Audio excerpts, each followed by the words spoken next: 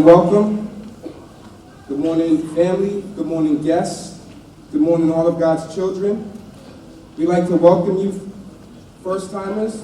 Welcome back to those of you who have participated and attended our annual citywide family gathering, the celebration of a man, Dr. Martin Luther King Jr. We're here today to remember the man and reflect on his legacy of hope and service. We're here today to continue on that legacy as we discuss some options for you to get involved with serving your community for National Day of Public Service. Now, I thank you for being here and braving the cold. We are really grateful to have you. But I know many of you young women and men see what's going on in the news.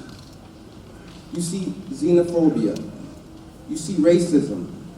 You see bigotry. You see hatred. That can feel overwhelming and daunting at times. But beloved, remember the words of Dr. King. Injustice anywhere is a threat to justice everywhere. I also want you to remember, young men and women, your community of Chelsea is a beautiful community.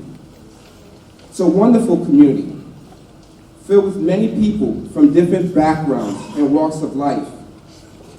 This community of Chelsea loves you and has fought battles to make Chelsea better today than it was yesterday. My name is Benjamin Adienka, and I have the pleasure of serving as the MC today. Our co-chairperson for the Martin Luther King Jr Day celebration is Reverend Dr. Sandra Whitney and her missionary partner, Reverend Ken Whitney.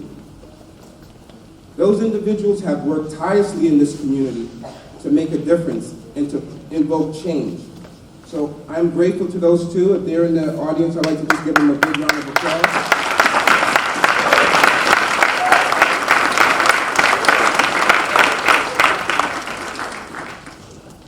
This event is hosted by People's AME Church, Chelsea, the Youth and Young Adult Coalition, and organizations in our beloved community who make up the Martin Luther King Day Steering Committee.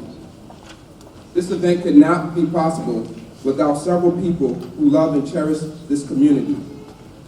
I'd like to give a big thank you to the Clark Middle School, particularly Edwin. Edwin has spent countless hours here. Santos and Doug, we thank you for helping to get this place ready, and we're grateful for your countless hours of sacrifice.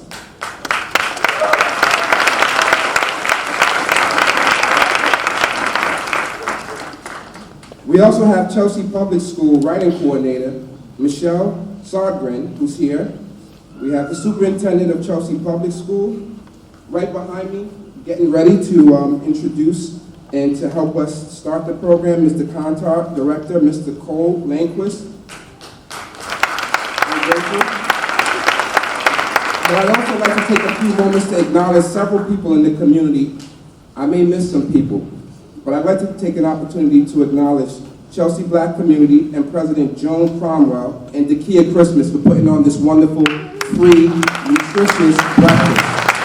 So thank you so much for your time and energy and the donations that you provided.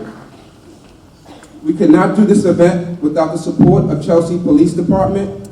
We're thankful and grateful for Chief Kai's. His leadership in this community has made it a safer and more accessible community.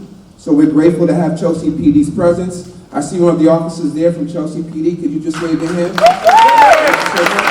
We appreciate you. We also have Chelsea Reach Coordinator, Stephanie Rodriguez, Chelsea High School Interact, Pastor John Sheridan, Pastor Kelly Valles, and the Chelsea Girl Scouts. If you're interested in cookies, they have those for sale. So please take an opportunity to go over and participate. We also have some heroes among us.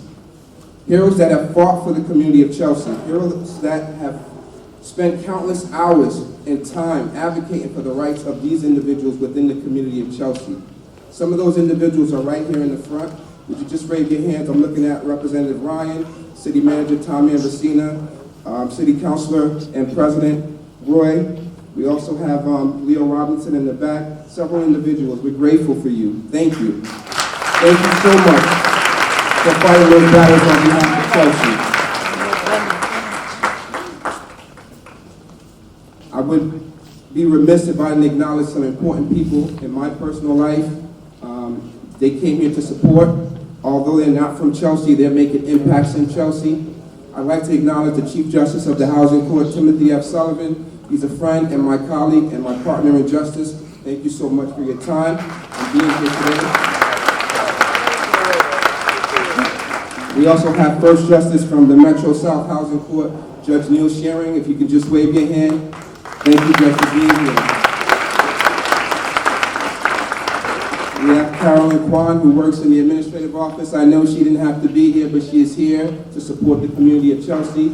And we have Chief Housing Specialist Alex Valderrama right in the front, who's also very active in the city of Chelsea, and we're grateful for your presence. Thank you. It means a lot. Thank you.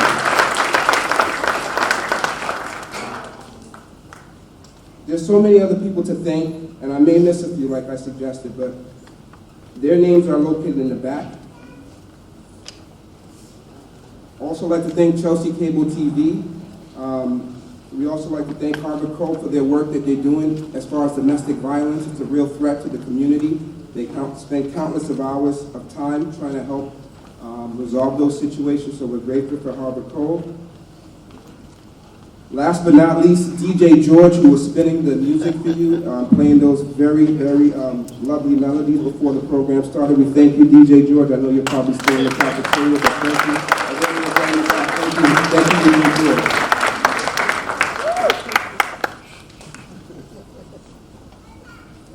And before we begin, as I look out here and see a beautiful community of diverse faces, there's two people who I miss greatly and who are not here today.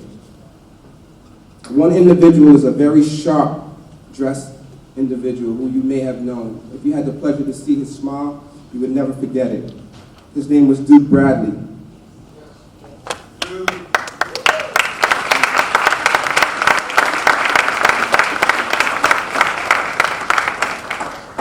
Now, Duke Bradley, if he was here, he'd probably be fixing my tie right now because it's probably crooked. But his spirit lives on, and I can see him smiling in the back. We also have to give a moment to thank Joan Tarrison, who was primarily responsible for putting this program together, the program booklet. We lost her this year. She was a special woman, and she will be missed.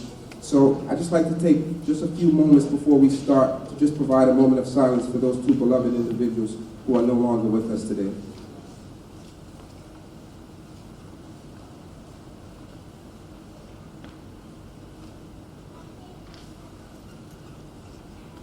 Thank you. Now, as I mentioned to you, Dr. Martin Luther King Jr.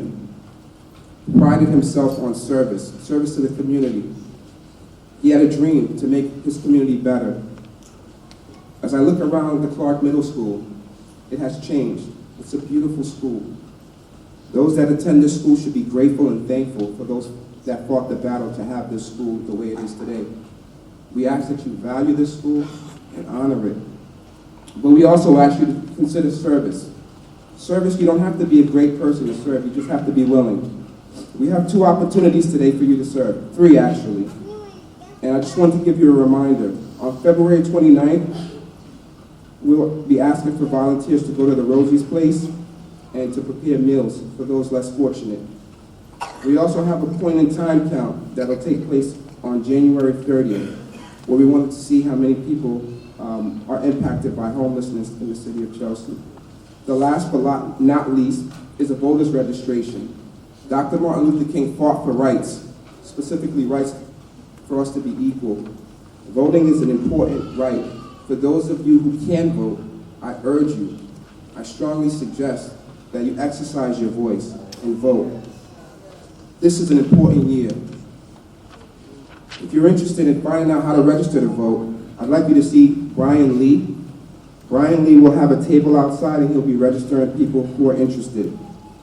Now, Without further ado, I'd like to start the program, and I'd ask all of you to rise and stand up as we listen to the Chelsea High School Choir, led by Mr. Cole, as we sing "Lift Every Voice and Sing" by James Weldon Johnson.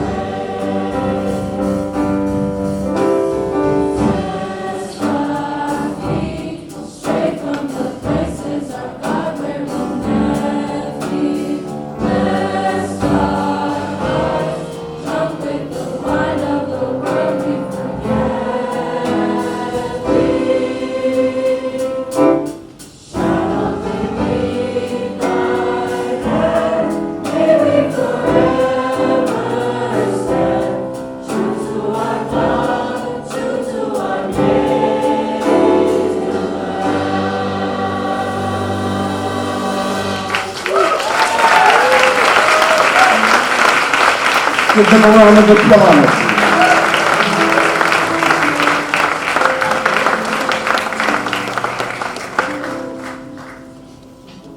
Lift every voice and sing.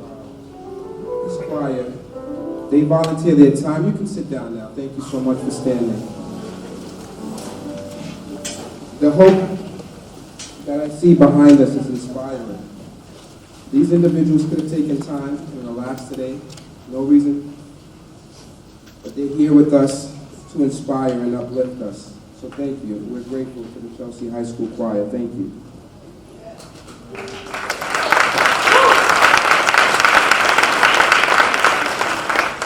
Now, as we talked about what's going on in our society, America is great. We have a great country. The land of the free, home of the brave. We have some inspiring Girl Scouts that are going to come here and give us the Pledge of Allegiance. And I'd like for you to stand and honor this country of hope and greatness. We'd like to welcome the Chelsea Girl Scouts, American Troop 62751, and Catherine, the coordinator.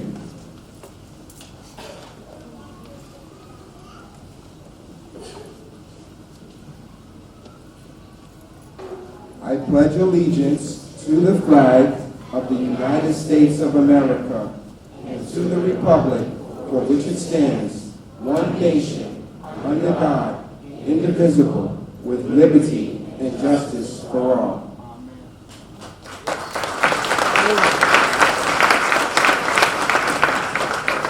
Thank you, Catherine. Thank you, Girl Scouts. If you're interested, they have those delicious cookies for sale again. I'm going to buy some after.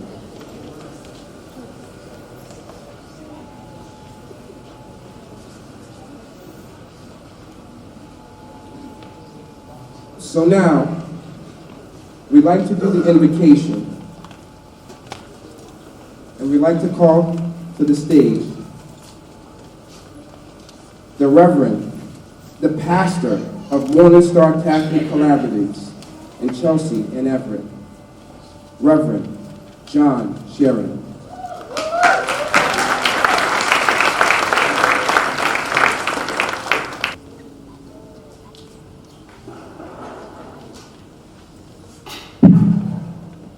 We gather here today to commemorate, to honor Dr. King, and also to celebrate excellence. These words that he spoke, I pray will continue to move our hearts, especially our young people. Make a career of humanity. It will enrich your spirit as nothing else possibly can. It will give you that rare sense of nobility that can only spring from love and selflessly helping your fellow man and woman. You will make a greater person of yourself, a greater nation of your country, and a vital world to believe in. Lord God, we gather here as we commemorate, as we celebrate, as we rejoice, we ask your blessing. First, last, and always on our young people. Help us to be instruments of grace. Help us to be examples of faith and hope and love, that they will see in us your presence, your desire for justice and mercy. Help us to be instruments for you. Bless us today. Bless our young men and women. Help us always to do your will. And we ask this in your name. Amen. Amen.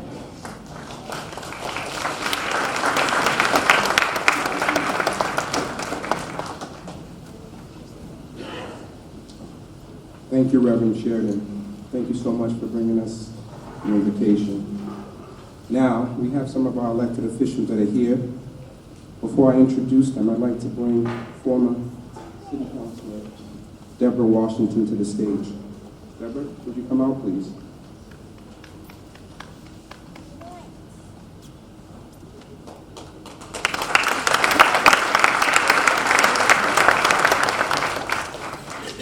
Good morning, Chelsea. This is our greetings portion. I am going to call the city manager of our great city of Chelsea up to speak, the Honorable Thomas G. Ambrosino.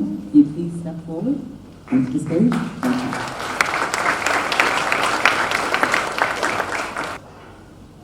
Thank you. Thank you, Deborah. Good morning, everyone. I want to, on behalf of the city, just welcome you to this morning's celebration of Dr. King. I always enjoy this day, and it's usually because Reverend Whitley's invitation always inspires me to go back and reread some of Dr. King's speeches. And her reference in this year's invitation to the I've Been to the Mountaintop speech got me to revisit that speech. And of course, that speech is most famous for its thundering conclusion, where Dr. King had this foreboding about the tragic events that would befall him the very next day in Memphis. But that conclusion sort of overshadows the essence of that speech. And as many of you know, Dr. King was in Memphis to offer support for striking sanitation workers, mostly striking black sanitation workers and the injustices that they were enduring. And it was a dark time in the nation.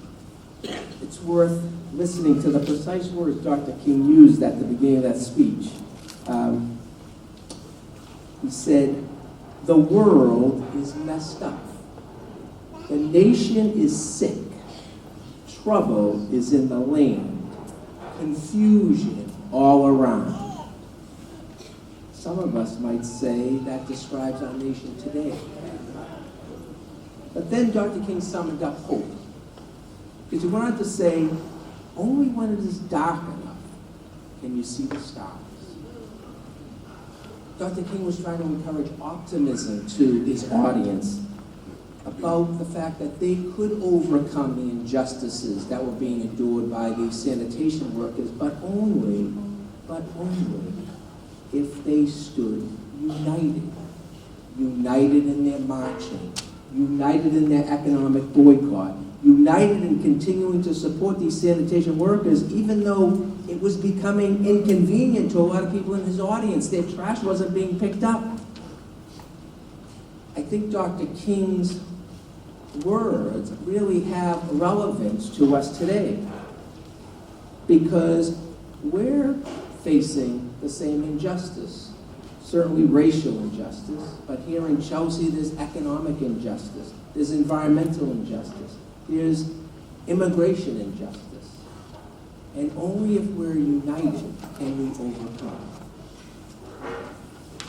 Thankfully, I would say this community is united. I know sometimes it's hard for us to discern that. We focus on the rancor in our public discourse, the petty disputes that arise in every local election, the negativity you read about on local social media. But my experience here in Chelsea in the last 4.5 years is that when the chips are down, when the cause is important, the need is great, the issue is critical, when that happens, this city really does rise up united and does the right thing. It meets the need of affordable housing. It supports newcomers arriving in our community and in our schools. It stands up and speaks out against injustice to immigrants. In fact, never once have I witnessed this community to be bystanders to any injustice. It's really why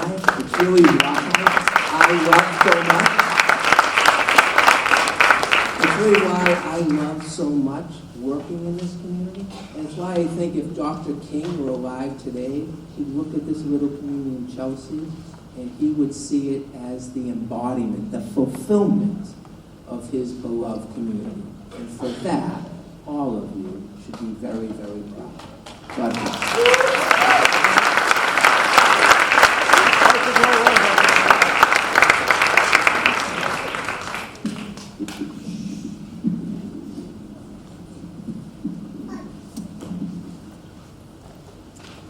I will next call to stage State Representative Honorable Rosalie Vincent. Will you please come up and say a few words? I will call our City Councilor, El Presidente Roy. We need to come on up and say a few words.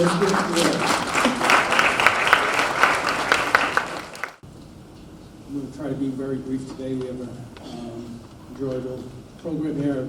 Do some reading done by our Chelsea students. In my exchange with Reverend Whitley via email about the resolution that was drafted it in the program that was presented from the City Council on behalf of City Council to the CBC and the event that we're here to celebrate. She said, very interesting finish, said, let us know how we can pray for you and support you. Now, as a person who was raised as a Catholic but has been disenfranchised, I believe that a prayer still is important. And as the city manager has mentioned earlier, this room is full of people who fight for justice, fairness in the community. And in reflecting upon that, 20 years of being in city politics, one way, shape, or form, another, and trying to be a voice to those who face injustice, fairness, you reflect upon how Martin Luther King acted. Let's be fair. I think our battles are not nearly as perilous, dangerous that he faced. Can't honestly say that our lives were in danger such as he. But in light of all that, the man had, in his willingness to fight, a calmness, some would say, an ability to fight and not show the outrage or get violence with violence, as you would say. It's natural for us who sometimes want to voice injustice that we see with much more anger. I've been told that sometimes I've shown that way too much. That sometimes in my way of voicing injustice I see in my community, that the outrage is more rage than anything else. And I think Tom earlier had alluded to some of that we see from our fellow justice fighters, freedom fighters, whatever battle they may fight, a lot of that. So it ended with this. If there is a wish that I would have for myself and my colleagues and those of us who fight the fight for the city of Chelsea, is that we have the same resolve and the ability to emulate Martin Luther King and do the fight without the rage, but with the same dedication and passion. Thank you.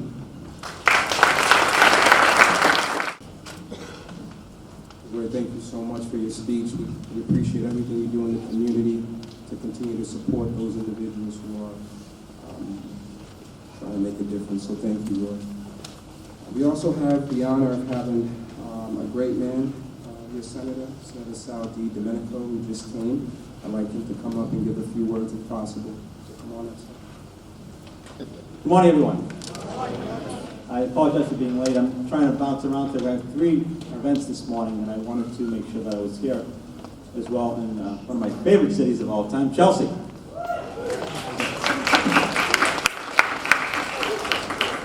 And I'll be brief, but I wanted to say a few words this morning because this is a special day, not just in Chelsea, but around our country as well. And some would say, in the times we're living in today, this is one of the most important holidays for them. You know, Chelsea has always been a community that welcomes everyone, an inclusive community, a diverse community. And diversity is our strength. And Dr. Martin Luther King was one of those very individuals in U.S. history that after decades of his passing, people who never knew him, never saw him, just read about him, understand the importance of this man in our history, in our country. As was said earlier, Dr. King was a powerful man. But he wasn't powerful because he fought back with force. He was powerful because he organized. He spoke up. He persevered. He didn't allow anyone to push him back or the causes that he cared about. And even in the face of his own danger, bomb threats in his own house, danger to his own family, and every time he stepped out the door not knowing what was going to face him, but he kept moving. He kept organizing. He built a coalition. He understood you didn't make change by fighting back with force. You fought back with bringing people together. Moving the narrative in this country was not going to happen by force. And Selma, we all know what happened in Selma. Birmingham. Montgomery.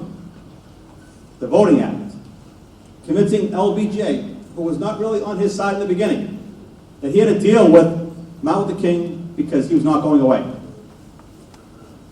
And nearly 60 years after his I Have a Dream speech, as you see here, people are still pushing each other aside to stand in the very same spot that he gave that speech. Because they want to feel like they're part of history. They want to feel like they're part of him, of what he brought to our country. And after over 50 years of his passing, little kids and families, again, who've never known him, never saw him, just read about him, want to go to his monument, take pictures with his monument in Washington, D.C. So they want to feel closeness to him because they know how much he meant to our country.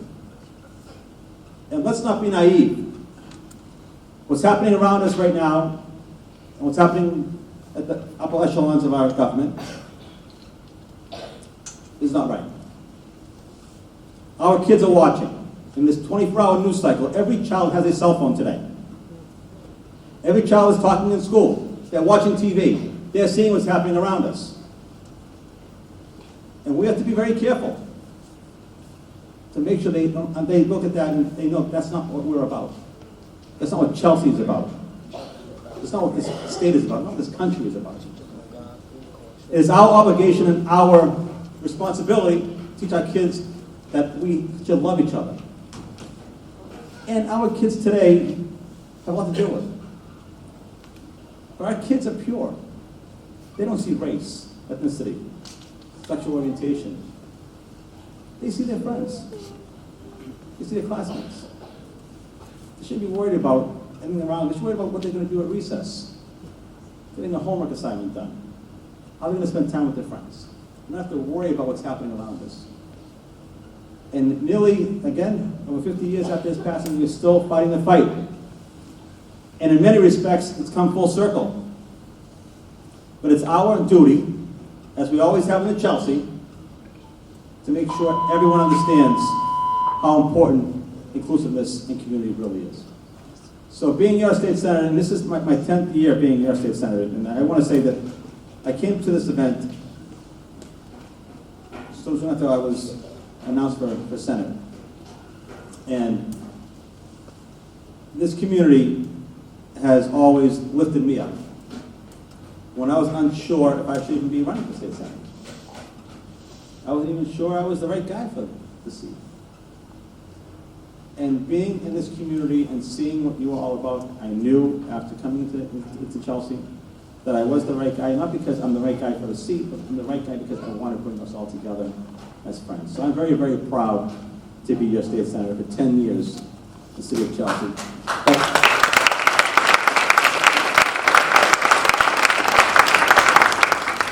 But I am more proud of the friendships that I've built within those 10 years. And the fact that we're in this fight together moving forward. So thank you very much and have a great day, everybody.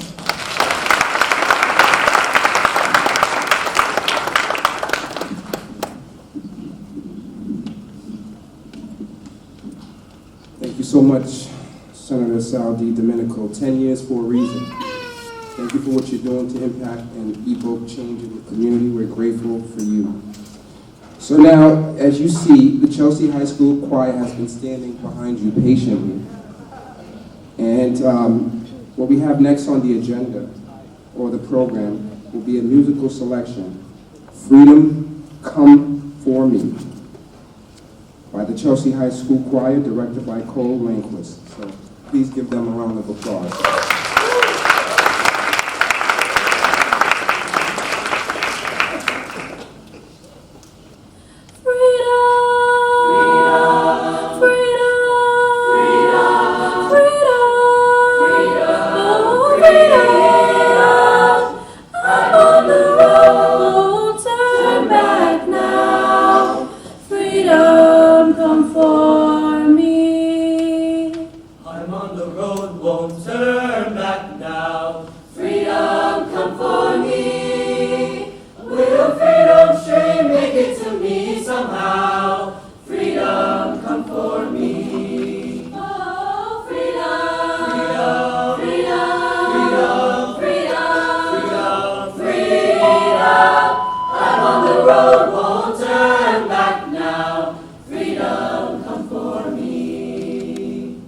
I wanna go to freedom shore. Freedom come for me. The only place I'll find my Lord. Freedom come for me.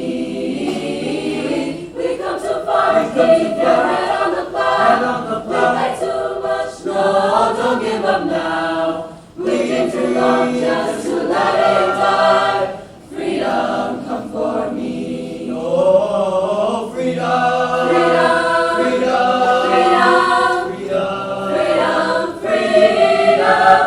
I'm on the road, won't turn back now. Freedom, come for me. Oh, freedom, freedom, freedom, freedom, freedom. Oh, that freedom. I wanna go to freedom shore. Freedom, oh God, for me. Freedom for me.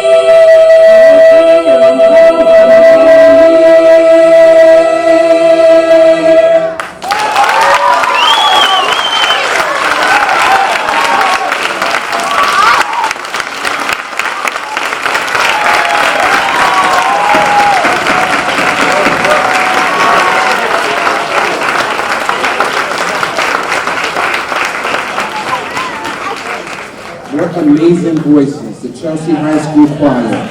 Freedom Come For Me. How inspiring. We thank you.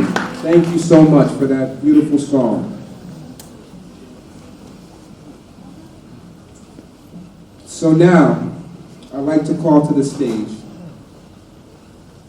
And before I do that, I just noticed the presence of Chief Kais. We'd like to thank you, Chief, again, for everything you do to keep the community safe. Thank you for being here. We have the occasion that's going to be done by Brian and Jenny Lee. Before they come to the stage, I just have to tell you something about these two remarkable, young, and talented individuals. One being Brian Lee, who attended the Clark's Middle School. This young man, I've watched him grow. And he's not a young man anymore. He's a little bit bigger than me in bulk. He's been training and lifting weights. Now he's a freshman at Suffolk University. Now I'm going to embarrass him a little bit because he started and he had a dream, and it was right here on the stage where he provided an essay. And that essay was so impactful that it led us to continue to work and strive for his betterment. And we're so grateful. He's the first person in his family, I believe, to attend college here in the United States, and we're so grateful for his family. Give that man a round of applause. Without further ado, Brian Lee. Good morning, everyone. How's everyone doing so far? That's great. So, my name is Brian Lee. I'm currently a freshman at Suffolk University, as Ben might have told you already. But I previously attended Chelsea High School back in 2016, and I roamed the halls of the Clark Avenue Middle School long before this beautiful building stands here today. So, my story of me becoming part of this amazing coalition to try to better the community goes back to not only my parents' selflessness, but also my fellow peers as well. But before that, my parents, they lived in a war-torn country, living day by day with the fear of an uncertain future. But my dad defied all odds as he escaped Vietnam to find a better life in the U.S., the home of freedom and liberty. I remembered about my dad recalling his story of fleeing from Vietnam, going through the South China Sea, and ending up in Indonesian refugee camps for several years. His time there was full of hardships, food shortages, and disease-ridden camps. My mom grew up with little to nothing. Her family had economic setbacks while adjusting to the new communist government in Vietnam. Despite these hindrances, she managed to go to college at the University of Delac. When my dad finally gained U.S. citizenship, he returned to Vietnam and married my mom, and together they went to America.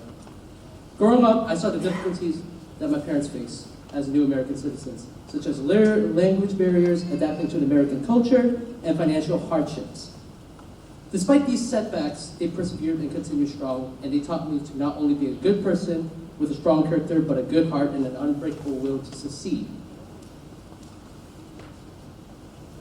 Another life lesson my parents taught me was to be able to give back to others in need and to be compassionate. Growing up in Chelsea, I saw this embodiment, and I took part in many cultural programs such as the Vietnamese School, a school that educates young children about the language and culture of Vietnam, and the Asian Organization and the Multicultural Club. What I'm most being proud of is being part of the YYC and the co-founder of it, focusing on assisting the homeless and to also defeat poverty and resolving issues by working with the youth and young adults of Chelsea. Because of this initiative, it led to the YYC's Project Opening Doors initiative, which has been able to achieve many goals, which has been able to help to educate people about homelessness, addressing the homeless needs of Chelsea, and to be able to bring the community together. MLK once said, "I have a dream, the dream to achieve your true aspirations, to achieve your goals, to be part of something greater than ourselves." The city of Chelsea is a significant example of his empowering words. With a bustling economy and such a strong commitment of fraternity, bonding of friendship, and multicultural diversity. Anything is possible in life. As MLK once said, "I have a dream, the dream to achieve anything, and to be empowered." If any of you are intrigued by this project and this coalition, remember that we encourage everyone to take part of this initiative, and not only that, to be part of something greater. And to also to be politically active by going to the YYC table outside of the auditorium to do early voters registration.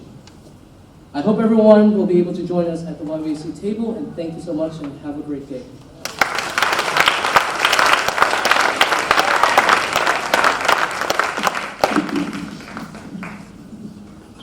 Good morning, everyone, and I would first like to excuse my voice. I'm a little sick right now, but I hope you can all hear me clearly. I would like first and foremost to thank everybody, all the volunteers, all the people who have helped bring us all together today. A lot of effort was put into this, and though things might have not run exactly as planned, I believe that the main goal was achieved. And like many people here today, and like the essay contest winners here today, I was the Martin Luther King essay contest winner back in 4th grade. And to this day, standing on the stage, I'm still very nervous and very shy, and so I can empathize very good with them. And so I would like to congratulate Amy, Dyra, and Vanessa on winning this year, and I look forward to their essays later on.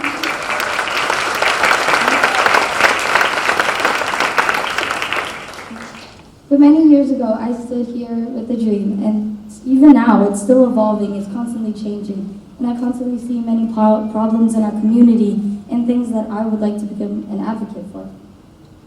And so I stand here today not only as an advocate for homelessness, or to preventing and ending homelessness, but as a dreamer, a student, a mere teenager, and I feel like a lot of people can also empathize with that.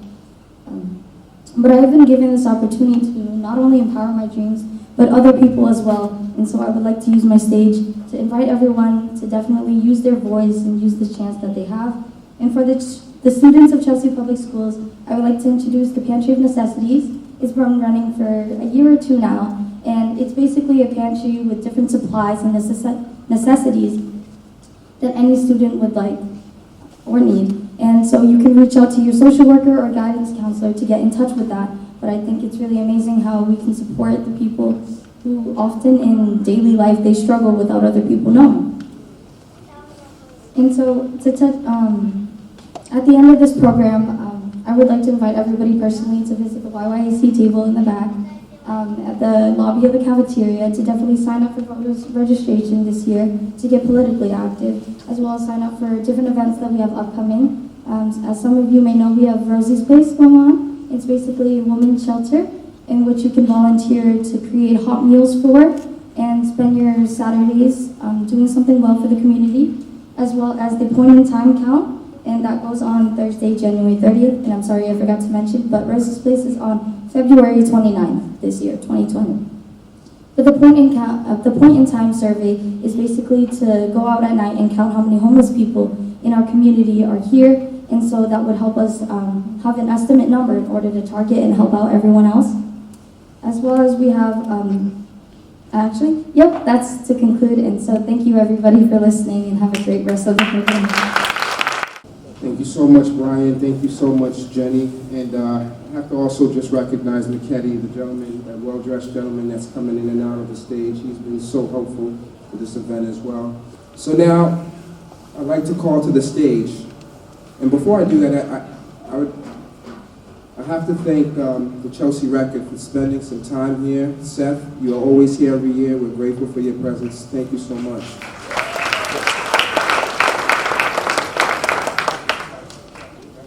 We have someone that you've seen in the community, who's worked hard in the community.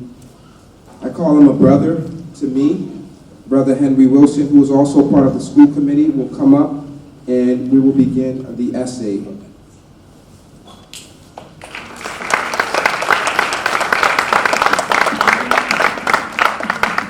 All right, I want to hear this. Good morning, Chelsea. Yeah.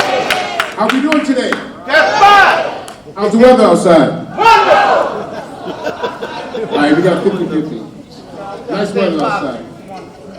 Right now, we are going to be introducing the essay winners. I also want to bring to the stage Representative Dan Ryan, and he's going to say a few words also. Thank you, everybody. Thank you, Reverend Whitney, for doing this every year. It's an important time of year. As I'm sitting here thinking, January is time for renewal. We're starting to think we're going to be so much better this year than we were last year. And what a great time to have the lessons of Dr. Martin Luther King to set us off on the right foot. And I was reading in the essay book in the program, the Beloved Community piece. I was scanning it over here. I was listening to the other speakers, but I was scanning too. And it's just so important, the beloved community. It's a great theme. And people, I've heard in the last couple of years, take the off community, and that always sounded strange to me. We're here with community, we celebrate community. We started to think that through, and it's because I used to define community as the place you live, the community. That's my community. But it's broader than that. It's about building a coalition of people that wherever you go, you are in communion with those that you meet and you follow. And I think that's what Dr. King was talking about building community. We're fixing the places where we live, but it has to be bigger than that. It has to transcend what we're dealing with today and what's in our house and our street. And that's the message I think he had. And he talked about human interaction, having conflict be inevitable. And as President Avianeda mentioned and Tommy Ambrosino mentioned, there's a lot of conflict in our country today. But a lot of that is good conflict too, not on the national level, but it's okay to fight with your neighbors if you're moving the ball forward. Martin Luther King talked about that. That's inevitable, but if you're moving forward, it's not a bad thing to have conflict. And that's what I see in Chelsea. I see the debates in the elections. Although there is conflict, like in every election, I can't tell you how much stuff has come to the State House from Chelsea that is now the community norm or trying to be for the rest of the state. And I think that's what we need to take away from Martin Luther King's message. It's okay, and actually it's courageous to have conflict. as long as you're moving forward with your ideals and your dreams. And that's what I read today in the program. So it was a great little piece. And I didn't mean to go on all that long because we got some great essayists coming up here. And it's my duty to introduce our new superintendent, Superintendent Abeta, who will then introduce our young students who wrote some terrific essays. And I know they're nervous because I get nervous too, but they're going to do a great job for us because of the community we built here in Chelsea. So thank you all.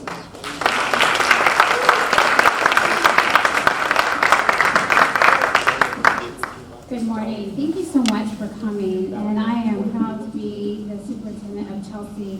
I think of Dr. Martin Luther King's words, and in Chelsea we say we welcome and we educate all, and I can't help but think that we probably stole that a little bit from Martin Luther King Jr. Before we get started with the essay winners, I just want to thank our wonderful supportive school committee. We have Jeanette Velez in the audience, Rosemarie Carlisle, Henry Wilson is, you'll see him running back and forth over here, Roberto Jimenez Rivera, and Ronnie Soul, Santiago. So thank you so much for being here. I hope I got all of our school committee members, but thank you.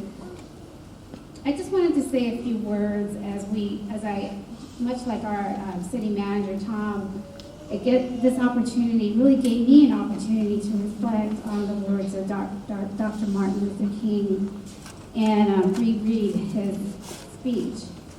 And when you think about the time and what was happening in our community, in our world, it's still the same. Not much has changed. But 56 years ago, Dr. Martin Luther King Jr. had a dream that all day, all men would be created equal, and that our nation would rise up and live out the true meaning of its creed. Because he had the courage to lead and dream, an estimated 250,000 people rallied to march in Washington, D.C. to advocate for freedom. On this day, we remember a great man who influenced thousands. The power of one human being who was inspired. Alone, Dr. King may have not been noticed, but because he influenced an army to stand with him, the fight for freedom and equality was not overlooked.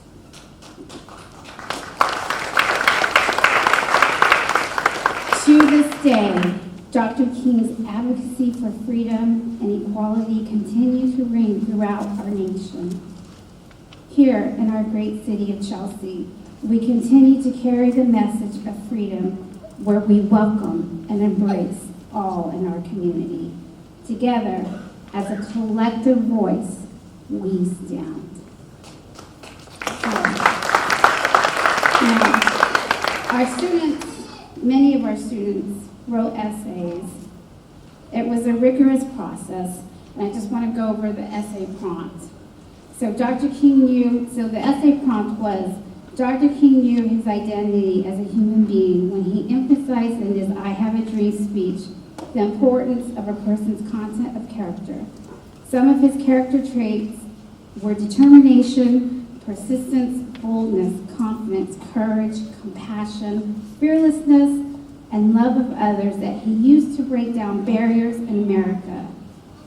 And the essay response was, please respond to the following questions about your identity and how the dream of using your strengths, interests, gifts, and talents to change America by unselfishly helping others to be free from injustices. So some of the prompts were, who am I? I have a dream. Another prompt is, what will I become? I have a dream with my strengths, interests, gifts, and talents. How will I change my community in America? I have a dream. So the first essay winner that we want to recognize, oh, and before they come up, it's very nerve-wracking for our students to come and speak, and just give them a warm welcome, because this is probably maybe some of their first time speaking in front of a crowd and such, so they were just a little nervous this morning, so just give them lots of love. So our fourth grade winner is Dara Mauricio Guzman, and she is from the Hook School, so if she could come up along with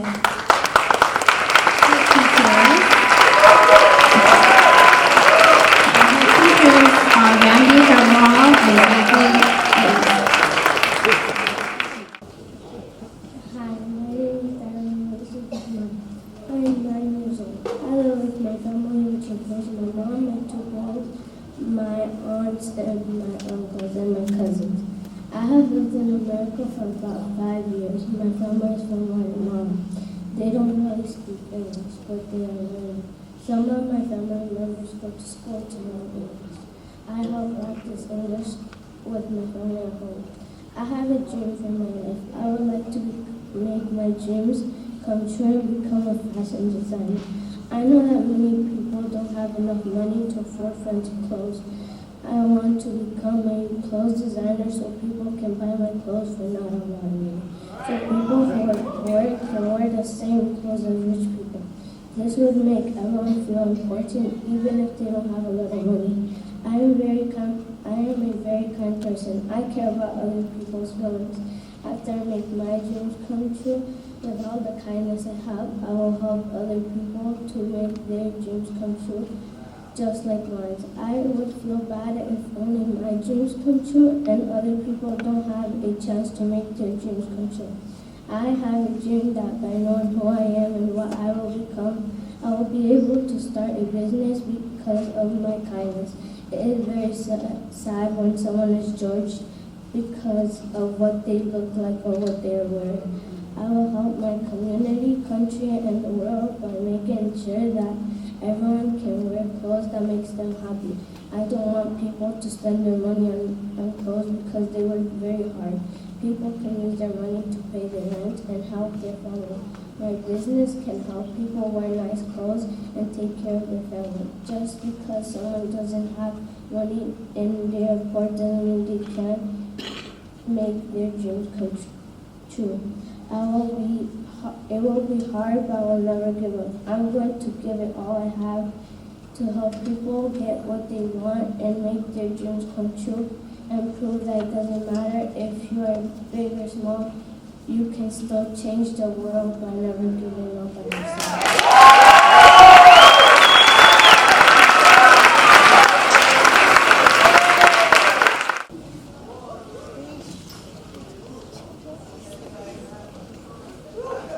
Our next essay award winner is Vanessa Lopez, and she's in 7th grade from the Wright Science Technology Academy. So, Vanessa, you and your family, and representing the Wright Academy, we have Assistant Principal Adam Walday. My name is Vanessa Lopez Iraeta. I'm 12 years old in 7th grade. I attend at the Wright Science and Technology Academy in Chelsea, Massachusetts. I'm determined, loyal, and a compassionate person. I'm proud to be a Latina living in America. I also take my education very seriously. I feel as if there's not that many Latina role models now in society. Growing up, I wanted to look like the white women in commercials and movies, but I will never look like them. I know now that I will never look like them because I'm different and unique. I'm Hispanic, and I'm proud of that.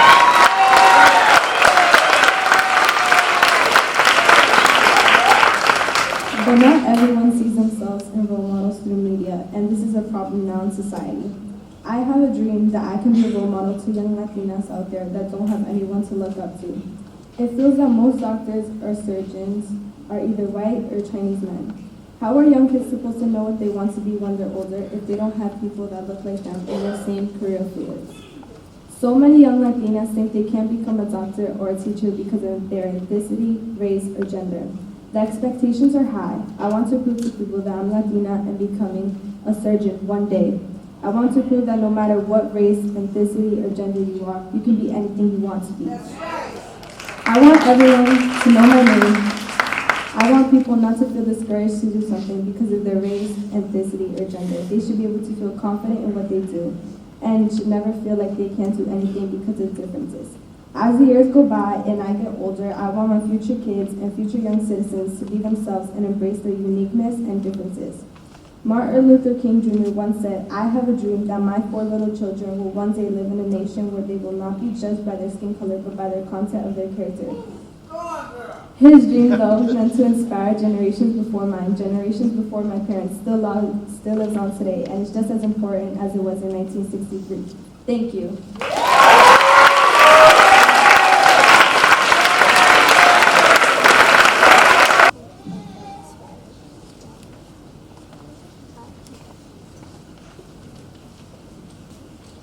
at our high school level, we have Amy Jimenez, grade 11 from Chelsea High School, and we want to bring up her family already here, and Mr. Martineau, principal of Chelsea High School.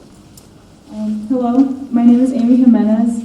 I'm a 16-year-old 11th grader, Hispanic female with a dream to help teenagers understand their emotions as they grow up into adults in our community. Although I may seem young, I have life experiences and the mindset of someone who can help others make sense of what's going on in their lives. Chelsea High School, from my perspective as a student with struggles, oftentimes tries to expand on its goal of having students practice mindfulness, but this doesn't give students access to specific help they may need. I have gone through many a dilemma hesitating to seek help because I did not know how to access it or what to say.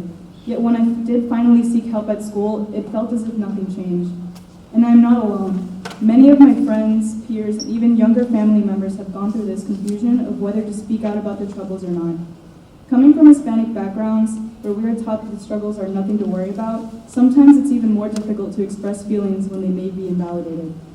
I have a dream that one day I'll learn enough about how mental illnesses form in the brain to be able to help students make changes in their lives without being held back by their shadowing cultural beliefs. Many of us in the city come from Hispanic cultures, and in this culture, oftentimes our parents may not comprehend that mental illnesses need attention. Sometimes they cannot just be solved by getting over it or being told that it's normal, it happens to everyone. This problem may seem puzzling to many of you in a good place mentally right now, and I can understand this. I too remember once finding it silly to need help. The truth is, we all need help sometimes to get to that good place. The amount of time it takes for that help to work is different for everybody and comes in different methods. Learning about mental health issues and allowing students to understand themselves is crucial as well. I used to think that my desperate feelings were wrong and selfish because it was normal for everybody to struggle, when in fact I didn't have a coping method to soothe my stress. Students deserve to learn of what can help their mental health, especially in school. A distressed mind can lead to weak work habits, weak relationships, and a weak future. I have a dream that one day Hispanic families and everyone will come to view mental health issues as real, valid health issues that need treatment. Everyone suffers in different ways, and I want students to be able to speak about how they feel, not be silenced by ignorance, shame, or the limitations of social worker schedules. I want to reduce the stigma that getting therapy means you're crazy, because it's quite the opposite. You're self-advocating to become a healthier person and live a better life.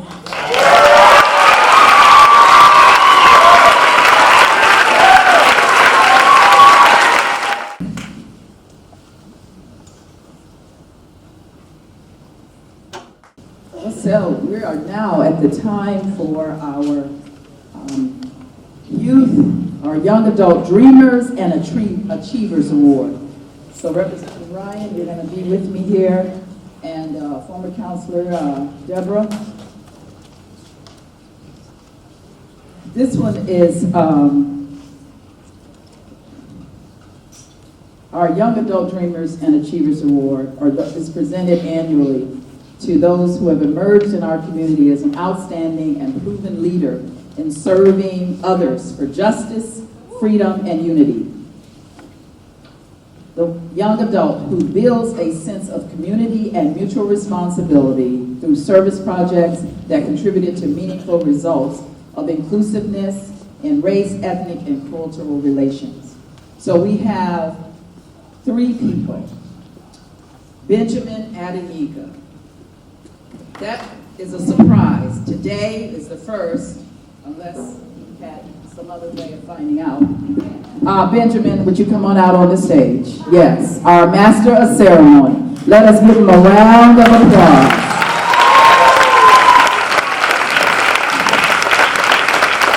Benjamin Adeyinka, and also the other surprise I'm hoping was Brian Lee. Brian, come on out. And also Daniel Alvarado.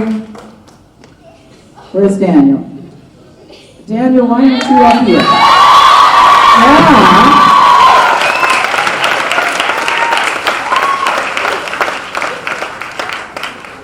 Brian, aren't you up here?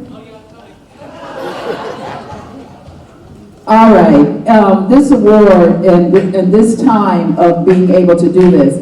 So we have, since it was a surprise, Brian, where's your family? Come up, bring them up here. Chief Justice is the boss of Benjamin Adeyinka, Chief Justice Timothy Sullivan, and also Judge Sharing, a colleague, and others, Charles Sweeney, I believe, and others who kept it a surprise until we arrived here today and holding on to these programs. Now, what is unique about all of these recipients is the fact that Daniel, we'll talk about Daniel, high school senior, born in Chelsea, Massachusetts, has lived it for his whole life. His parents are all from El Salvador who own restaurants in Chelsea. But Daniel has risen to the occasion as the president of the Interact Club. And as the president of the Interact Club of the high school, he has already started a movement. And his campaign speech, I call it, was he wanted to be inclusive and wanting all the students and everybody to feel a part. And he has done that. He has raised, as in terms of numbers of people, the class about 30 or 35 people. He has community service. It is amazing. I calculated, because I asked him, I said, how many community service projects have you done? And so they have had, from September to December, 16 events, all totaling 83 hours, with at least, I'm calculating, about 20 students who have been volunteering, and I say about 1,660 hours. Now that is amazing in terms of him saying he was inducted into the National Honor Society. When he had to fill out the application, he realized that he has never done any community service. And so this is what prompted him to get engaged in his community. So Daniel, raise your hand. All right, let us clap together. And you've already heard from Brian Lee. Brian came to get involved with the movement around the Youth and Young Adult Coalition as a result of his sister. His sister wrote the winning essay, and as a result, he has been actively engaged in doing a lot of wonderful things. And so with the Rosie's Place and City Council and presentations at Bunker Hill Community College and a number of things. So these are the things that we were looking for, the engagement of our young people in the community. And so right now I'm gonna say Brian had asked for, we're gonna do this voter registration. That's our National Day of Community Service project this year, voter registration. So Brian, have you filled it out? Yes, I have. All right, Brian, he's supposed to be the one. He says, I am 18, right? Right, and he has not registered to vote. So we are going to see that he has completed his registration to vote today. Hallelujah. And what are you going to say to the president? Please get politically active to make a change, to make the world a better place, starting with early voters registration outside. We can do it at 16 years old. We can pre-register it at 16. So today, go to the table, everybody. Amen? Okay. And Benjamin Adeyinka. Benjamin, I tell you, he has been a blessing to us. He's been involved in the community of Chelsea for a long time. He's always looking for opportunities to volunteer and serve others. No one is a stranger to Ben. He seizes the moment to get involved in helping teenagers pursue their highest potential. He quickly became a leader in the Youth and Young Adult Coalition by advising, mentoring, encouraging, and bringing awareness to our initiative. Ben, he has a can-do attitude. He is the key member of the team of volunteers who organized and trained for our first Go Out on the Streets of Chelsea back in 2013 when we were not necessarily doing the point in time count. Now we have been doing that for 6 years. And as a result, there is awareness that's going on. And the one thing that we want to just lift up a shout out for, as a result of his involvement, Ben was instrumental in rallying local residents to have their voices heard, when then the result was spearheading. Didn't you spearhead the Chelsea, the housing court coming to Chelsea? Hey, that's a big deal. Is that a big deal? That is a big deal. So there was a law that was passed in 2017. So these are our young adult dreamers and achievers award winners. Let us give them a round of applause. All right, so presentation, citations, and then we move on. So the official citation, be it known in recognition of winning the 2020 MLK Chelsea Young Adult Dreamers and Achievers Award, be it further known that the Massachusetts Senate extends its best wishes for continued success, that this citation be duly signed by the President of the Senate. And this is from our Senator Sal DiDomenico.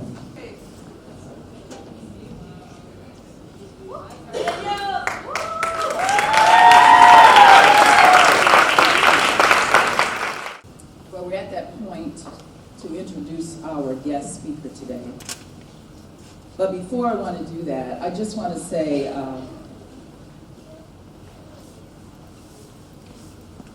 hello, Chelsea. Good morning, Chelsea. Good morning. But hello to the family of Chelsea, Massachusetts, our beloved community. Can you say hello, Chelsea? Hello, Chelsea. Yes, yes, yes, yes. Every year, it's like coming to a family reunion. That's how I look at it. We are a family. A number of comments have been made by our city manager and our city elected officials. It's just a wonderful and a joyous time. But we have someone that has been added to the family anew. I know we mentioned her earlier. So before I introduce the speaker, I just want to again say, let us say welcome to Dr. Alame Abeta. Yes. And it's really interesting how things work out. And so as a result, though, before I give my comments, because she's going to give her comments, we just want to tell you welcome. We have some, would you give me the flowers, please, and the citation? We want to give that to you now.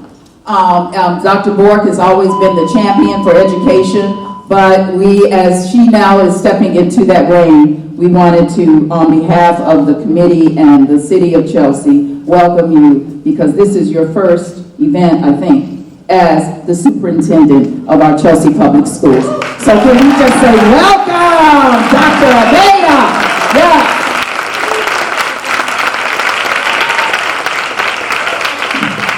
All right. So we're going to do a tag team. I don't know if you want to put that down, but we're going to do a tag team introduction.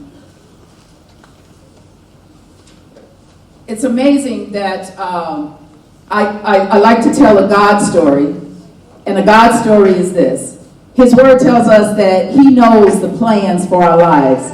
He knows everything about us. He orchestrates people to be in our lives at the time that he thinks they should be in our lives. And some are for a long time, and some are for maybe a short period of time. But today, as we have the Reverend Dr. Gregory Groover, who is our guest speaker, I am grateful for him as the leadership of the African Methodist Episcopal Church, and especially in the Boston-Hartford district.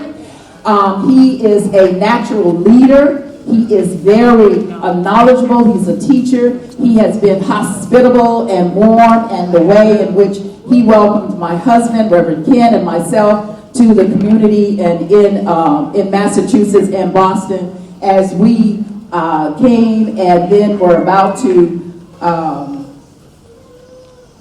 well, we came. And then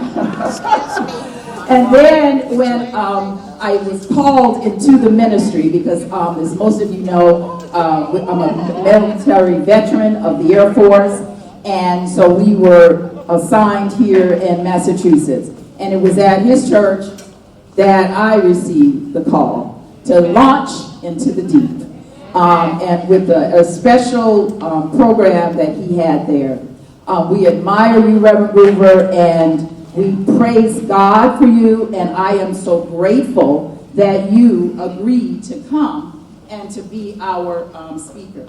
I want to say a few things about him. I know that there is the bio in your program, but some of us may, once we leave, may not look at it again, and so I just want to kind of highlight some things. He is a native of Freeport, Long Island, and graduated Phi Beta Kappa from Morehouse College in Atlanta, Georgia. He received his master's degree and a Master of Divinity and Social Work from Union Theological Seminary. Dr. Groover has been the pastor of a church in South Bronx. He's done pastoral work, prominently noted in New York Times and New York Newsday, and Jonathan Kozol, recently Amazing Grace. The book title was inspired by his time with Reverend Groover and his church. At Bright Temple, Reverend Groover initiated a number of ministries aimed at addressing the educational, psychological, social, and spiritual needs of inner city children. Among them was his Building Great Minds project, an after-school leadership building socialization skills program for latency age and adolescent children that was later adopted as a citywide program administered by the Council of Churches of New York. Reverend Groover was appointed pastor of the historic Charles Street AME Church in Roxbury, Massachusetts in 1994. Since arriving, Reverend Groover has significantly restructured and decentralized the management apparatus of the church and increased participation, diversity, and accountability. He has established new ministries, fellowship clusters, and a number of other projects. Dr. Groover has served on numerous public panels for the city of Boston. His service includes being a member of the Mayor's 2-6 After School Initiative Task Force, Search Committee for the Boston Police Department, Boston Public Schools Assignment Task Force, and co-chair of Search Committee for the Boston Public Schools. And in 2007, Mayor Menino appointed him to the Boston School Committee. He was appointed to another term in 2011 and has served as the chairperson from 2009 to 2013. Dr. Groover has served on boards of directors for several nonprofits. Dr. Groover is married to the Reverend Barbara Ann Groover, who serves as the minister to women at the historic Charles Street. And Dr. Groover has 2 adult children, and one of which is here, and I am so glad, and he's called G-Man. He is a musician, and I love him. He's on the piano, but he can go down with the saxophone. Praise the Lord. I want to say that Dr. Groover comes with a lot of credentials, but he's really a humble man and a very good teacher, and I have appreciated you, Dr. Groover, more than you know. And so much so, when I say that God's story is that on September the 25th, I think, it was an inspiration placed in my mind to stop. I was leaving the doctor's office for my physical. I pulled over in the parking lot because the inspiration was call Dr. Groover and to have him to be your guest speaker for Martin Luther King Day. I am so glad I was obedient in that moment, because when you are obedient in the moment, the rest of the story unfolds. And the rest of the story is that Dr. Bork was preparing to retire, and so she had the superintendent-elect to step up to the plate in terms of a meeting that we needed to have about where we were going to have this Martin Luther King Day celebration. And so superintendent-elect was in the meeting. And superintendent-elect, and this was October the 29th, I believe. And so we talked about this Martin Luther King Day. And then I said, I am so excited. We have a great and powerful and dynamic, prolific speaker coming. And she asked, who is it? I said, well, it's the Reverend Dr. Gregory Groover. She says, I know him. I said, well, bless the Lord. So I'm going to let her tell you the rest of the conversation. Amen. Thank you, Reverend. I just smiled when I asked her. I did ask, well, who's speaking? And she said, oh, Dr. Reverend Hoover. I was like, I have known Dr. Reverend Hoover for over 15 years. Reverend Gruber is very special to me. I met Reverend Gruber, gosh, I was a lot younger then, when I was a principal in East Boston at the MLK, just across the way. And Reverend Gruber was on our school committee. And we didn't get too many school committee members coming to our schools, but Reverend Gruber always made it a point to come visit me at the MLK. And every time he came, every school committee I attended, he always encouraged me and said, Ami, you're a leader, walk in that gift, walk. And I would just say, I don't know what this man sees in me. But okay. Pretty soon I became assistant superintendent in Boston, and Reverend Gruber was like, Ami, you need to go get your doctorate. Okay, Reverend Gruber, I'm off. I'll go. Sure, okay. So here I took off, did my doctorate, come back a little bit later, years later, went back home, which my home is, I'm originally from New Mexico. Went back for a couple years, came back, and a year ago, I visit his church on a Sunday, and he pulls me aside at the end and says, you need to be superintendent. And that was just a year ago. I had not applied for Chelsea Public Schools, and a month later I applied for Chelsea Public Schools, and wouldn't you know it, here we are together, Reverend Gruber.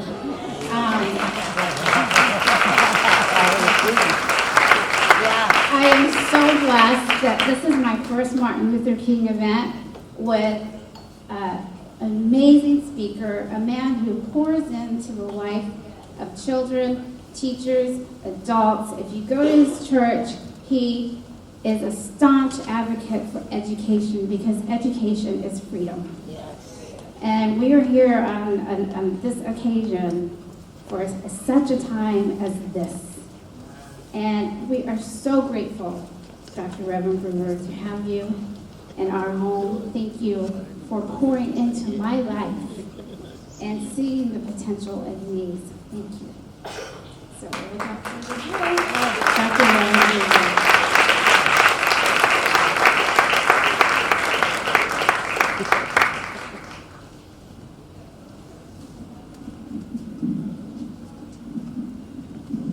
Continue the program. We are going to introduce the historic Charles Street AME Church Choir.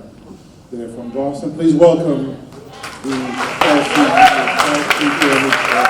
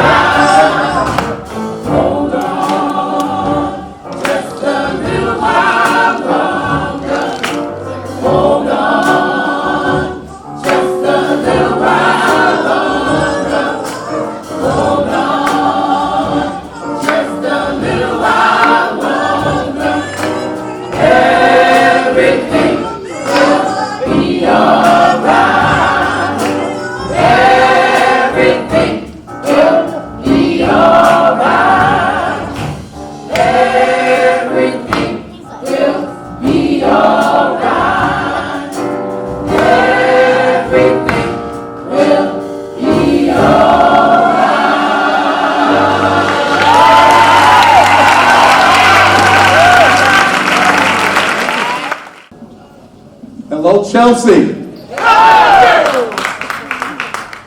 I bring you greetings from your sister city.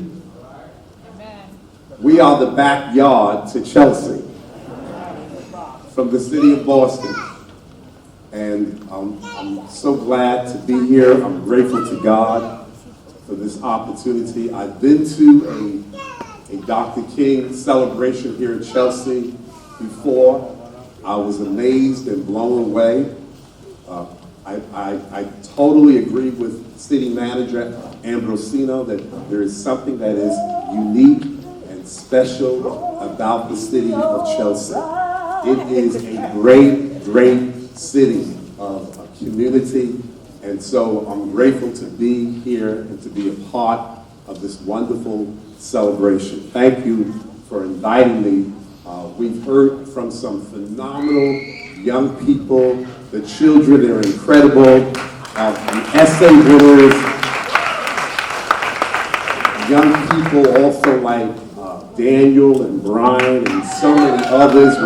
We're so proud of all of them. And so I won't be up here for long. I do want to recognize all of our distinguished elected officials from all levels, from the state level, from the city level, our distinguished judges, our chief police, our city councilors, our school committee members, to all of the leaders, and every single one of you, including our young people. You're all leaders in your own way. So thank you. This my good friend, City Councilor Brown, it's always good seeing you. And I also want to really thank our new superintendent. Where is she? Dr. Beta? Almy, I call her Almy, but Dr. Beta. She has been a jewel. She was a jewel in Boston Public Schools. She was considered one of our best principals. Among the 130 of them, she was the shining star. At the McKay, she was the assistant superintendent. We've been friends for many years, and I'm so grateful to God to have you in my life. And I'm so proud of you. Chelsea, you have a phenomenal superintendent. You have the best. You have the best in the entire Commonwealth. And so we're glad she's here. And to the Reverend Dr. Sandra Whitley, my colleague, you are an amazing, extraordinary leader in many respects, and I'm grateful to you and what you're doing, the leadership you're providing at the People's Amy Church and in the entire New England region of our church. Your name is known all over, and you're a dear friend of mine, you and Reverend Whitley, Ken Whitley, so good to see you. So thank you, thank you. I acknowledge the presence of People's Chelsea. I see you, Deborah, and so many of you, former City Councilor Deborah Washington. I'm so grateful to you and to all of the members of People Chelsea. I want to thank, I'm very thankful to you. Where is Attorney Adianka? Attorney, you did a great job. Let's give him another hand as our master ceremony. And then I want to express a personal thank you to my Charles Street family. Charles Street, just raise your hand. Charles Street Amy Church is in the house. is in the house. And I want to thank particularly our choir. They've had a busy schedule over the past few weeks. Yesterday they had a long day. Today they're here. And so I'm grateful for your sacrifice. You didn't have to come up. You could have stayed in bed. I know some of you are tired. Thank you for just coming this extra mile. Thank you to our pianist, Greg Groover Jr., G-Man, our professors. Thank you so much. Thank you, Yolanda W. Cowles. We've already heard at least 3 or 4 keynote addresses from our young people. They gave the keynote address. They really did. And so I'm going to be here just for a few minutes. I am a preacher. I'm a preacher of the gospel of Jesus Christ. And I say that humbly, but not ashamed of it. And so I want to just lift up, if it's with your agreement, a scripture, a word from the Lord, a brief word that we're all very familiar with. Paul speaking to the church in the ancient city of Corinth. He wrote several letters, and this is an excerpt from his first letter in Corinthians at the very end of that 12th chapter, going into the 13th chapter. Paul writes to a troubling congregation, a troubling community, and he writes, "And yet I show you the most excellent way. And yet I show you the most excellent way." And just a few minutes, I want to talk about the excellent you. Turn to the person next to you and say, point to them, the excellent you. Excellent you. That's right, the excellent you. Here's the good news.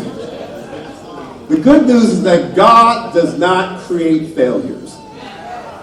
Each of us was handmade and unimaginatively designed by God to be as furthest away from a failure as one can be.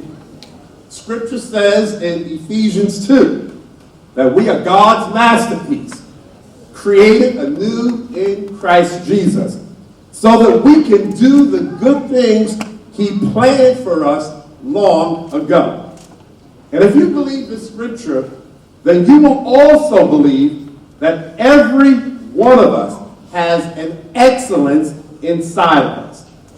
And every one of us has been gifted by God to attain excellence in a meaningful arena of life. Each of us, as young, as middle-aged, as old, each of us is divinely created. We're divinely called. We're divinely consecrated and commissioned. Yes, we are sent out by God to show excellence in some good work. A good work that God planned long ago for us to do, and to do it with excellence. A good work. Not always measured by the world's standards. A good work. Not always defined by the world's credentials of fame and wealth and social status. But a good work. Not always one in which the world looks up to and the people will write about. But a good work, no matter even how lowly the world sees it as. That God can still use you to manifest excellence for His glory and for the benefits and the blessings for you and for others. The Reverend Dr. Martin Luther King wrote about this, and he said it best when he wrote, "If a man is called to be a street sweeper, he should sweep streets even as Michelangelo painted, or as Beethoven composed music, or as Shakespeare wrote poetry. He should sweep streets so well that the hosts of heaven and earth will one day and pause and say, 'Here lives an excellent street sweeper who did his job well.'" We have excellence in us. We really do. And the question today is, on this Martin Luther King Day, is what are you excellent in? Where do people see excellence in you? And do you not know? Now, their problem of this community that we're looking at today, it was not that they did not know, because many in that community knew where they excelled. Many in that community of believers, not in Chelsea, but in another city called Corinth, they knew in what ways they were gifted with excellence. They knew their spiritual gifts. And yet with all of the excellence of the gifts of the spirits that were embodied in that one community, they suffered a lot of problems. Problems with animosity, problems with tensions, problems with bigotry, problems with bickering one to another, problems, divisions, schisms, hatred. All of these individuals that excelled in so many gifts that were known as the gifts of the Spirit, excelling in their gifts, but yet in that one community, there were a lot of problems.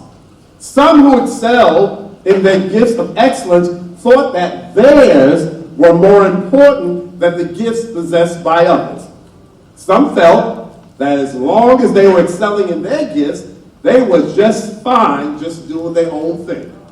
And they didn't need to be bothered with others. They didn't need others. They didn't need to work with others or have anything to do with others in that same community. Paul found out about this. Paul, who was one of the founders of that church, and he was away from the book. When he found out about this, he wrote them and he said in so many words, "Are you kidding? Whose Kool-Aid of deception have you been drinking? Do you not know that you need each other, that the eye cannot say to the hand, I don't need you, and the head cannot say to the feet, I don't need you." And Paul goes on to tell them that there should be no division in the body, but that its parts should have equal concern for each other. If one part suffers, every part suffers with it. If one part is honored, every part rejoices with it.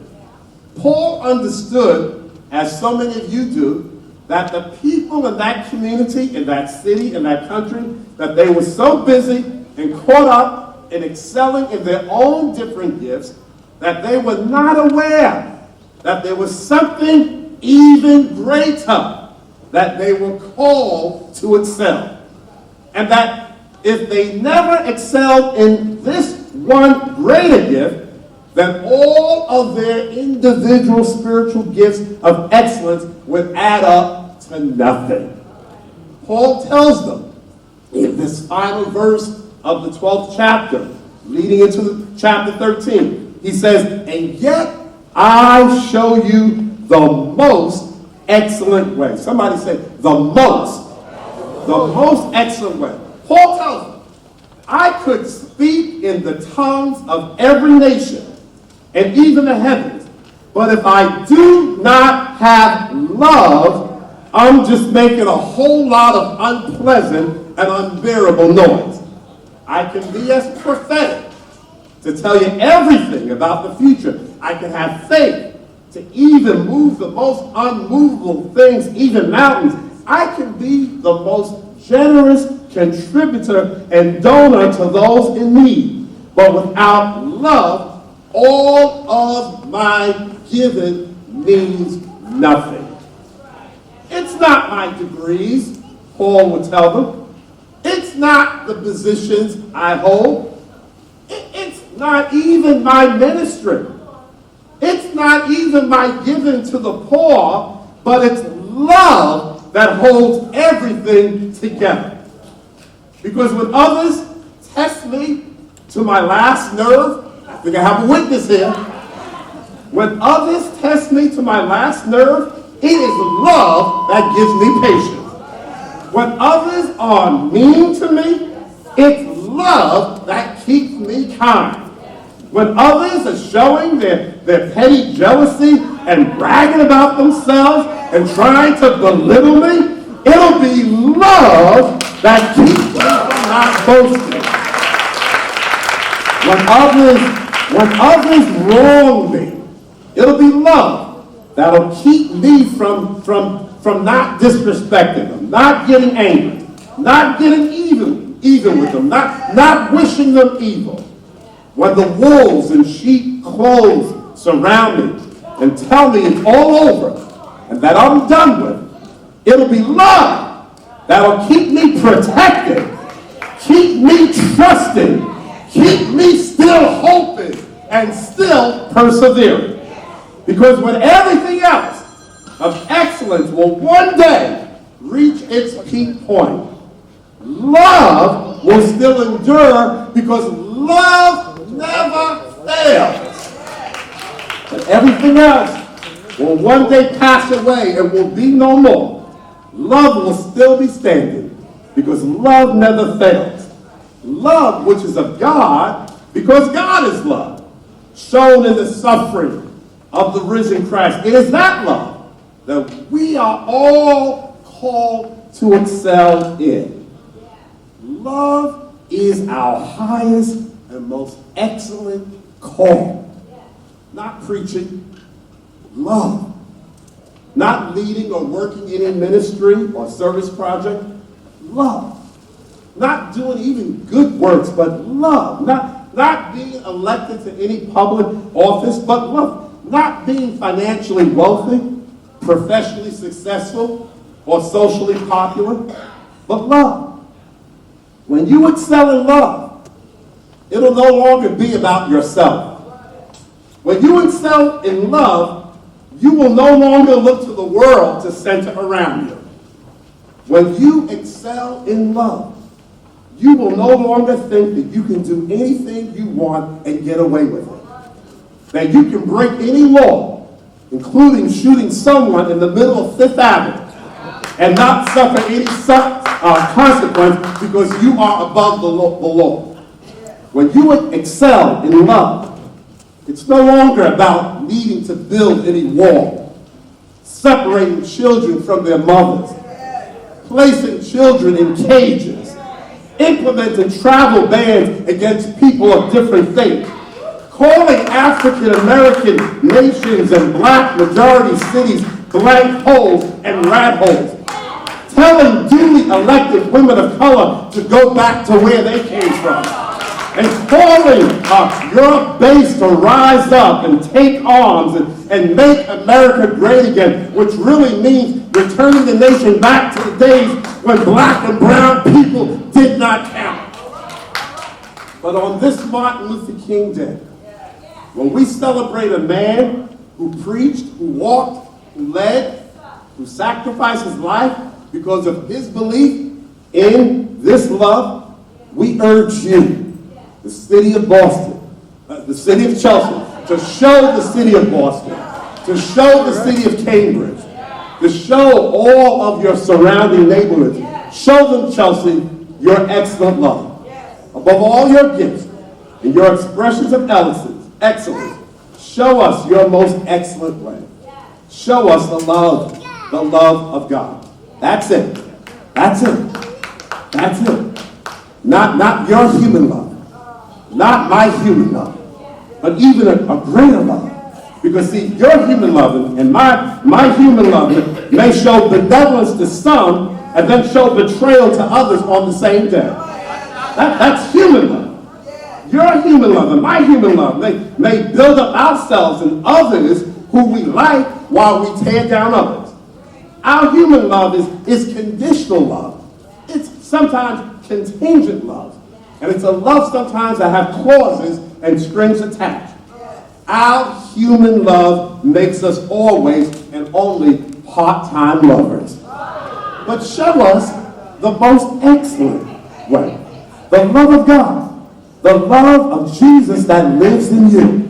The love of God in you that will compel you to go the extra mile for someone who may not even want to take one step with you. Show us that excellent you, that love of God in which you will love unconditionally, and that love that will love them and accept them just as they are, and not what you think they should be. That love that will love them because you see them just as worthy and as precious as you see yourself. That love that will cause you, in sincerity, to often say the words of the song that we sing at my church, Charles Street, about love.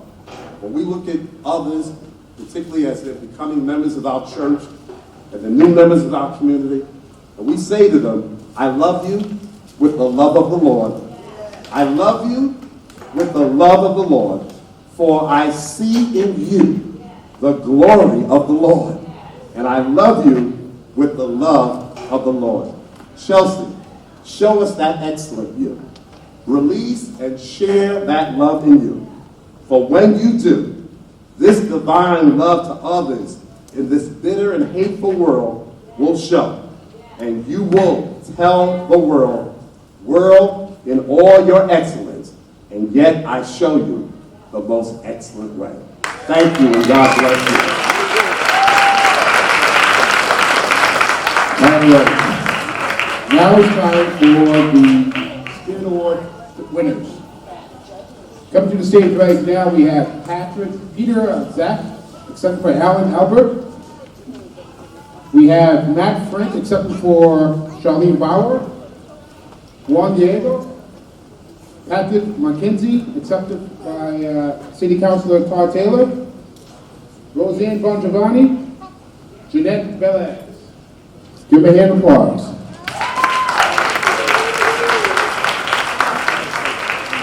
Also presenting the awards to the winners will be our City Councilor Calvin Brown.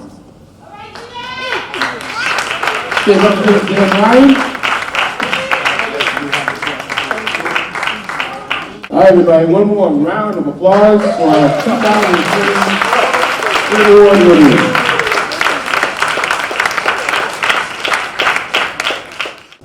Have you all had a wonderful time? As we have come to the closing, we want to again thank Benjamin Adeyinka, our Master of Ceremonies. Wonderful job. Let us give him a round of applause for all of the committee members, Jenny Lee and others. We want to thank again all of you who have come.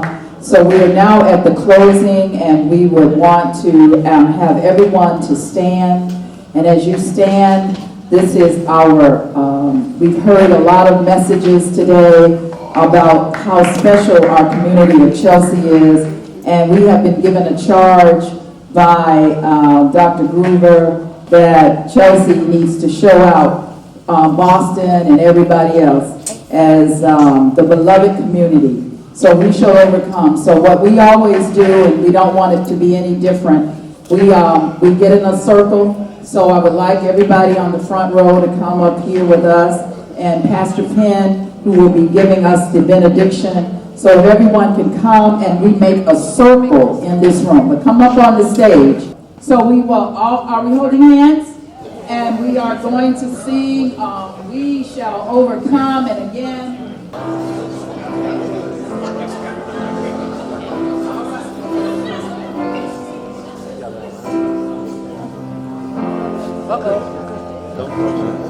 They need to stretch out down there. Shall overcome. We shall overcome.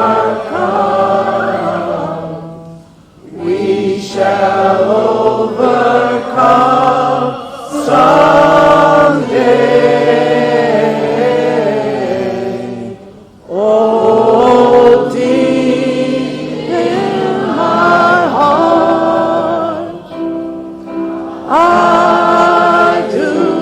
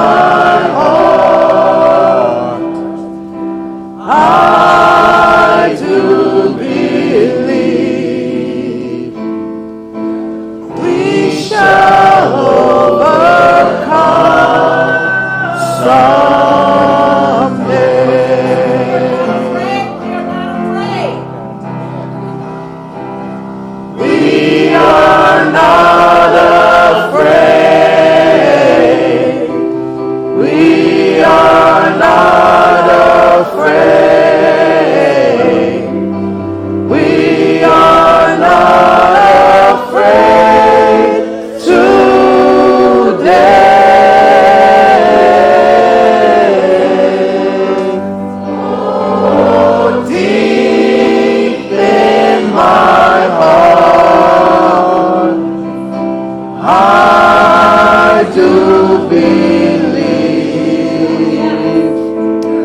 we shall overcome someday.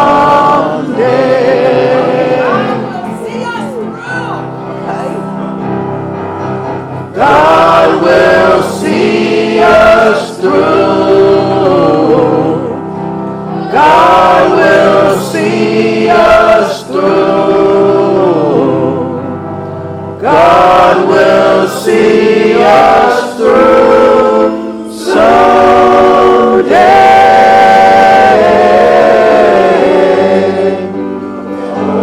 Oh, deep in my heart, I do believe we shall overcome someday.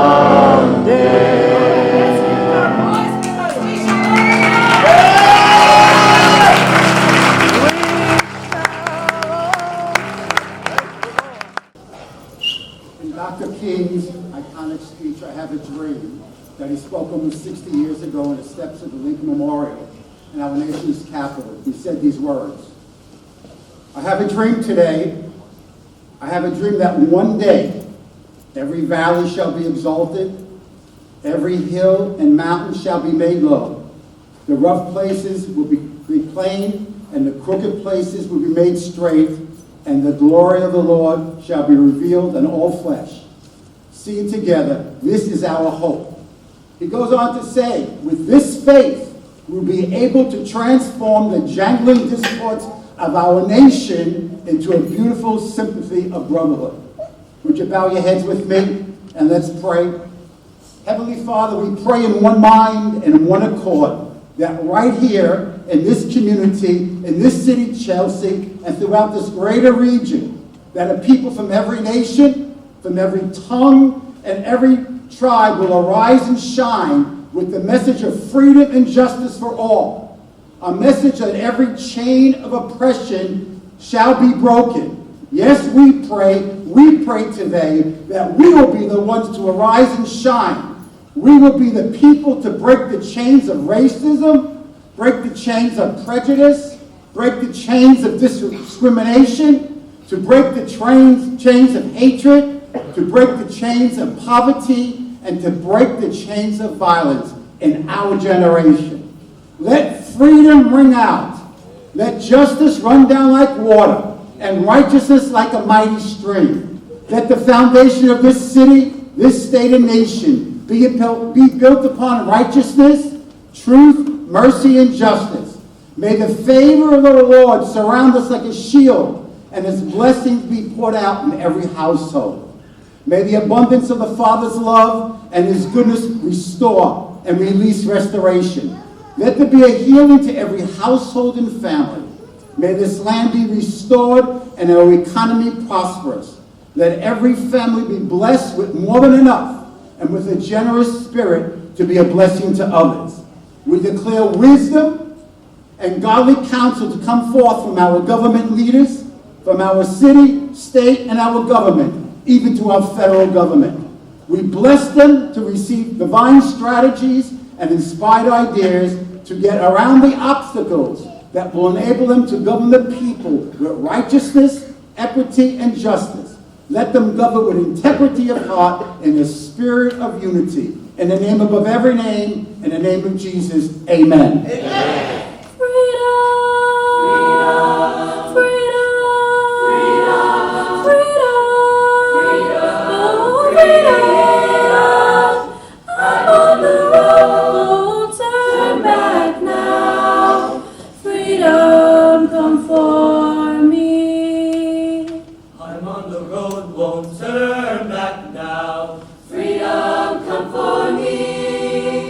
Will freedom stream make it to me somehow?